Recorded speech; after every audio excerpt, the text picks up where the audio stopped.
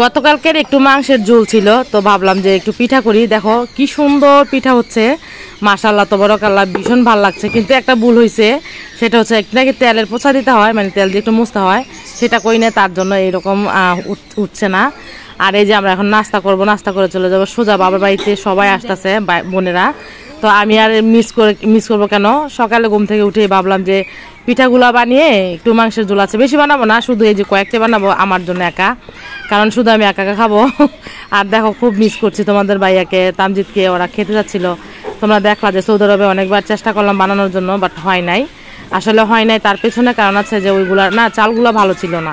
আর বাংলাদেশের চালগুলো একদম ভালো অরিজিনাল চাল, তার জন্য হচ্ছে সৌদি আরবে পাওয়া যায়, বাট হয়তো আমরা সেটা খুঁজে পাই নাই। তো খাওয়া।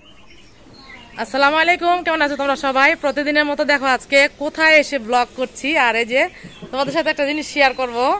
হ্যাঁ, আর বাড়িতে আসছি, বাবার বাড়িতে আসছি আজকে। কতদিন পরে আসলাম, আল্লাহ, আসাই হয় না, মানে আসবো আসবো বলতে বলতে বলতে বলতে হয় না। তো কয়েকবার ডেট দিছি, আসতেছি মানে তারপরে আসলাম। যাই হোক, এসে অনেকক্ষণ আড্ডা দিলাম। মিনা আসছে, মাসুমায় আসবো, আমি আসছি, বরাপু আসছে, মানে আমরা সব বোনদের আজকে মিলন মেলা হবে। কয়েকদিন ধরে হচ্ছে, বিয়ের অনুষ্ঠান খাইলাম, তখন সবাই আসছে, সবাই সাথে দেখা হলো, সব বোনের আসছে। আর যেটার জন্য ক্যামেরা অন করলাম আগে, সেটা তোমাদের সাথে শেয়ার করছি, তারপরে বাকি কথা বলছি। তোমাদেরকে দেখায় একটা জিনিস। মাশাআল্লাহ তাবারাকাল্লাহ, আমি আশ্চর্য হয়ে গেলাম এই কাঁঠাল দেখে। দেখো আমাদের কত কাঁঠাল হয়েছে আল্লাহর রহমতে। হ্যাঁ, কয়টা? 43টা। মা, এই মনে হয় প্রথম এত কাঁঠাল হয়েছে না মা? দেখো আমার ভাগ্যে হয়েছে, আমি এত ভাগিন একটা মেয়ে। হ্যাঁ, এটা বলাতে নজরুলে টিটকারি করতেছে, তুই আজকে আইসস না, আজকে কাঁঠালগুলো হয়েছে। আর তো কইলাম যে আমি দেশে আসছি, এই জন্য দেখ, আমি তো কাঁঠাল পছন্দ করি, এই জন্য এত কাঁঠাল হয়েছে। হ্যাঁ, ওইরকম ডালের মধ্যে তো কাঁঠাল হইতে দেখি নাই। দেখ নজরুল, নজরুল দেখ কি পরিমাণে কাঁঠাল হয়েছে, আল্লাহর অশেষ রহমত, দেখছস? আর এই যে দেখো মাশাআল্লাহ, আমি তো এটা খেয়ালই করি নাই, আসছি যে এই যে তুরুত তুরুত আসি, তুরুত তুরুত যাই। আর অনেকগুলো 43টা কাঁঠাল হয়েছে, মাশাআল্লাহ তাবারাকাল্লাহ। এই যে ছোট বড় সাইজের সব কিছু মিলিয়ে হচ্ছে এই যে কাঁঠালগুলো হয়েছে। তোমরা অবশ্যই কমেন্ট করে জানাবা যে এটা আল্লাহর কত বড় একটা নিয়ামত, রহমত, এতগুলো কাঁঠাল হয়েছে। ওই যে গাছের আগায়, এখানে সেখানে মাশাআল্লাহ অনেক কাঁঠাল হয়েছে। এই যে এদিকে একটা হয়েছে, এই যে এই যে এই যে এই যে।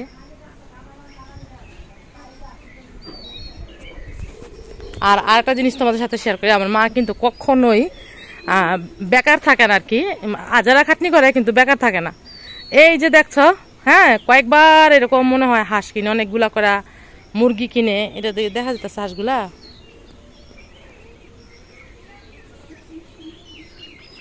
মায়ের ভিতরে ভিডিও করি, বাইরে যাবো কিনা জানি না, না ভাই এটা দেবো না। এখানে অনেকগুলো হাঁস দেখা যাচ্ছে কিনা জানি না। হ্যাঁ, ছাইটা দেয় সারে। আচ্ছা আচ্ছা, তাহলে এই যে দাও, ছাইটা দিই। তাই মা, আমার মার মশারি কিনছে হাঁস রাখার জন্য। ও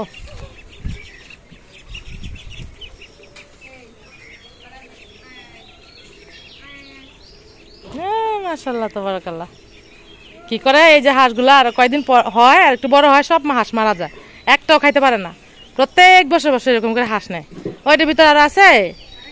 ও বেশি নেয় না, আমি তো মনে করছিলাম অনেকগুলা। ও এই যে দেখো আমার মায়ের হাঁস, অনেকগুলা মুরগি বাচ্চা নিয়ে আসছিল, সব মারা গেছে। ও ওই যে মুরগিও নিয়ে আসছে, এই যে পাশে হাঁস, এই পাশে মুরগি। এই যে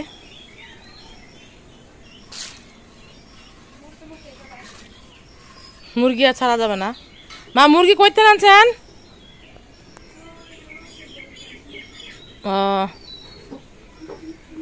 আর এই যে নজরুলদের বাড়ি, অনেকেই মিস করো নজরুলদের বাড়িটা, আমিও মিস করি। ও আলু শাক হয়েছে, মাশাআল্লাহ তাবারাকাল্লাহ। আমি আলু শাক নিয়ে যাব এবার যাওয়ার সময়। আর ওইবার যে সফরে আসছিলাম, অনেক আপুরা আসছিলা, এই যে এখান থেকে আলু শাক নিয়ে গেছো। এই যে হেনার আলু শাক, হেনা পছন্দ করে না, এটা কোনো কথা হইল? এবার আর কোনো গাছ লাগায় না হেনা? দুন্দুল গাছ,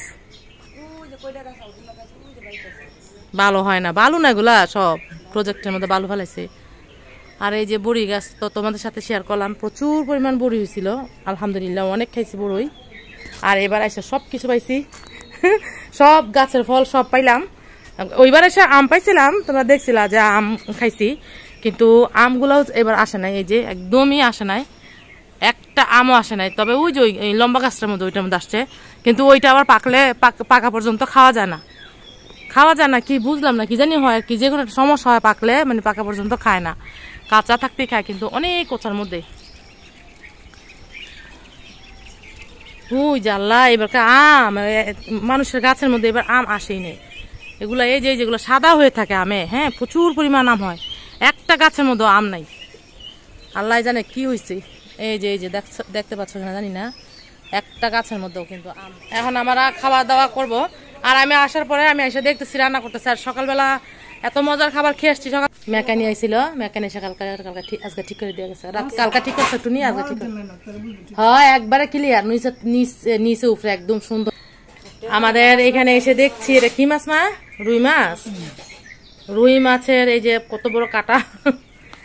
আর এই যে আম দিয়ে মুসুরির ডাল, এটা হচ্ছে আমার অনেক অনেক বেশি ফেভারিট। আম দেন আনতে নাই কে আম কই। আর এই যে কিষান ও খাসির গোষ্ঠ লয়ে গেল, গাজা খাসির গোষ্ঠ আমার সাথে শেয়ার করলাম না। আর এই যে দেখো কি সুন্দর লাড়াবাড়া শাক বলে আমাদের, 5 মিশালি শাক আর কি, এটা দিয়ে ভাত খাবো। আর এই যে আমাদের বৌমা, এখানে কিন্তু আরেকটা বৌমা আছে।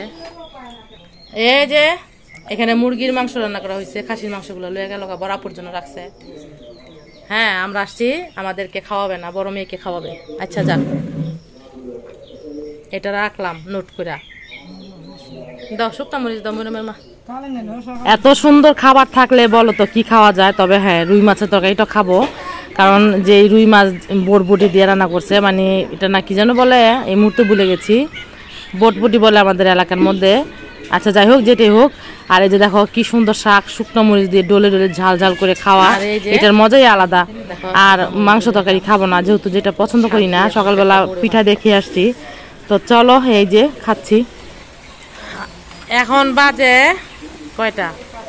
ও এই কি টাইম উঠে রয়েছে, 17 কত যাবি না মাসমা, 5টা বাজে 17টাতে। আমি এই টাইমটা কি করতে পারি না। আর এই যে ঝিরঝির করে বৃষ্টি পড়তেছে, এতক্ষণ এত জোরে বাতাস আসছে, বাতাস আমাদের ঘর বারান্দা টারান্দা সব ইয়া করে ফেলছে। আর এই যে দেখো আমার বাইরের বারান্দা এখনো কমপ্লিটই করে নাই, এখানে সুন্দর একটা বারান্দা, অনেক বড় হয়েছে এই বারান্দাটা। আর এই যে এদিক দিয়া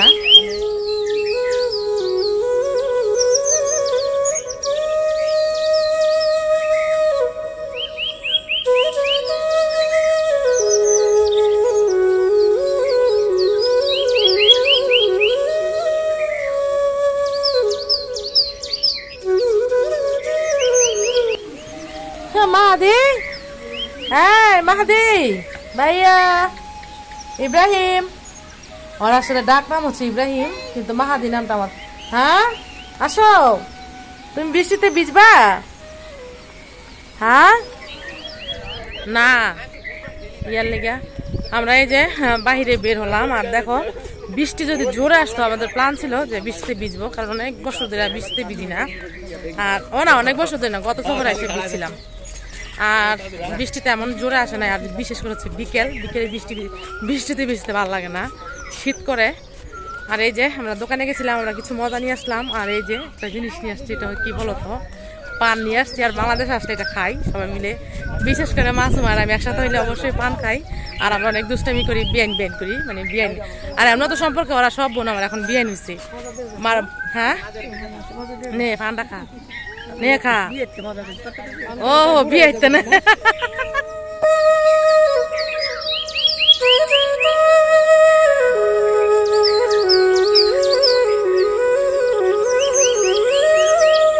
গ্রাম বাংলার এই দৃশ্যগুলো দেখতে কার না ভালো লাগে বলো তো? আমার কিন্তু ভীষণ ভালো লাগে, অনেক বেশি মিস করতাম দেশটাকে, দেশের মানুষগুলোকে, এবং দেশের পশু প্রাণীগুলোকেও অনেক বেশি মিস করতাম।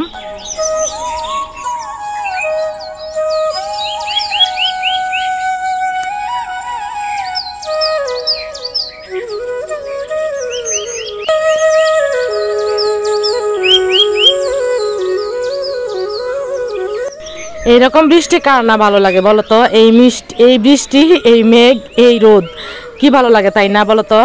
আসলে আজকে বিনা মেঘে বৃষ্টি আসলো, মানে কোনো মেঘ করে নাই আকাশে, রোদ ছিল, রোদ থাকা অবস্থায় এই বৃষ্টিটা আসা, তার জন্য দেখো আকাশ আবার একদম ফটফটে হয়ে গেছে। আর ওয়েদারটা অনেক ভালো লাগছে, কিন্তু সবসময় বৃষ্টি আসা, অন্ধকার হয়ে থাকা, এটা কিন্তু ভালো লাগে না। বৃষ্টিতে ভিজে একটু গোসল করার চেষ্টা করলাম, বাট এত কম বৃষ্টিতে ভাই গোসল হয় না। আর এই যে আর গোসল করাই লাগতো, যেহেতু বাগাপুরে আসছে এখানে করা। কিন্তু দেখো এখানে আসলে তোমাদেরকে বলি যে আমার একটা প্লেট যে ধোয়া লাগে, মানে ধুয়ে খেতে হয়, সেটাও মানে ভুলে যাই। কোনো কাজ করি না, একদম কোনো কাজ করি না, অলসতা লাগে। আর যখন দেখি যে অনেক বেড়া হাবডা হ্যাঁ না পারতেছে না, তখন হয়তো বা হেল্প করি ওরে, কিন্তু আজকে কোনো হেল্প করি নাই। তো এই যে বিকেলবেলায় হচ্ছে গোসল করলাম, আর তোমাদের সাথে টুকটাক করে শেয়ার করলাম, তেমন কিছু শেয়ার করতে পারি না, কারণ কাজ টাজ করি না। এখানে এসে খাওয়া দাওয়া করলাম, ঘুরলাম, বৃষ্টি দেখালাম, সব কিছু দেখালাম। আর আজকে হচ্ছে থাকবো এখানে, মানে এই বাড়িতে থাকবো রাত্রেবেলায়। আমার থাকতে ইচ্ছে করছে, জানি না কতদিন থাকি, বলা যায় না, আমি থাকবো এরকম আর কি প্ল্যান করছি। আর আরেকটা কথা বলি তোমাদেরকে, গুড নিউজ, সেটা হচ্ছে দেখো একটা যে কোনো জিনিসের কিন্তু শিক্ষার একটা জায়গা থাকে। যেমন আমাকে দেখে অনেকেই আমার বাসায় আসছে, আমি যখন গত সফরে আসছে, আমাদের বাড়িতে আসছে অনেক মানুষ আসছে যে আপু আমরা ব্লগিং করতে চাই, তাহলে আপনাকে দেখে মনের ভিতরে একটা অনুপ্রেরণা আসছে যে করবো। তো যাই হোক, এরকম হচ্ছে আমারও কিন্তু এরকম ছিল। আমি যখন সৌদি আরবে মুরব্বী আন্টিদের বাড়িতে ছিলাম, আমি একদম বোরিং একটা লাইফ পার করছি, যেটা তো অনেকেই দেখতে পারবো আগের ভিডিওগুলোতে। তখন আমার এরকম যেহেতু বোরিং থাকি, আর বাংলাদেশে না কল দিলে যারা বাইরে থাকে তারা অন্তত এই কষ্টটা, আমার এই কথাটার কষ্টটা বুঝবে যে আমি কোন কষ্ট থেকে কথাটা বলতেছি। বাংলাদেশের ফ্যামিলির মানুষগুলো তখন সময় দিতে চায় না, টাইম দিতে চায় না, যেমন আমি এখন দিতে পারি না আমার হাজব্যান্ডকে, আমার ছেলেকে। বাংলাদেশে আসলে এরকম বিজি থাকা হয়, তো তখন অভিমান থেকে হচ্ছে আর বাংলাদেশ আর বেশি তেমন একটা কল দিতাম না, যে বেশি টাইম দেয় না, কথা বলে না, এরকম। তখন এই মোবাইলের প্রতি আমার একটা ঝুঁকি বেড়ে যায়। মোবাইলের মধ্যে বিভিন্ন ভিডিও দেখি, কিন্তু ওই যে যার যেই রকম মন মানসিকতা, সেটার প্রতি দুর্বলতা থাকে। তা আমার ব্লগ দেখা শুরু করলাম, বিভিন্ন চ্যানেলের ব্লগগুলো দেখা শুরু করি। তখন আমার মনে হলো যে আমিও তো করতে পারি, তাহলে করি না, একটা চ্যানেল খুলে ফেলি। তো এরকম করতে করতে করতে করতে একটা ইন্ডিয়ান একটা ব্লগ, এপি ব্লগ, সেটা তোমাদের সাথে এর আগে একটা ভিডিও করছিলাম এপি ব্লগকে নিয়ে। তো এখানে ওর সাথে ওর ভিডিওগুলো দেখি, একদম গ্রাম্য পরিবেশ, একদম যে অরিজিনাল গ্রাম, ওই গ্রামটা কি ওদের এখানে দেখা যায়। আমার কাছে ভীষণ ভালো লাগা শুরু হলো ওদের গ্রামটা, ওদের বাড়ির সামনের যে জায়গাটুকু, বিল, নদী, খাল, বিল, মানে সব কিছু দেখাতো, বৃষ্টি দেখাতো, ঘর গুছানো, যে আমার ব্লগে যা যা দেখো আর কি। এরকম আমি অত পারি না, বেশি বাহিরে একটা যাই না, ও তো উঠান ঝাড়ু দেয়, আমি তো এখন তাও দিতে পারি না। ইনশাল্লাহ আমার নতুন বাড়িতে যখন যাবো আমি সব কিছুই করবো, বাট আমার একটু সময় লাগছে। তো যাই হোক, অনেকে কমেন্ট করছো আপু আমি নতুন বাড়ির কাজ কবে শুরু করবা। আমি ইনশাল্লাহ হয়তো 10-15 দিনের ভিতরে হচ্ছে কাজ শুরু করে দিব। আর যেটা বলছিলাম যে আমি ইন্ডিয়া যাব, ভিসার অলরেডি প্ল্যান করছি যে ভিসাটা আমি করব।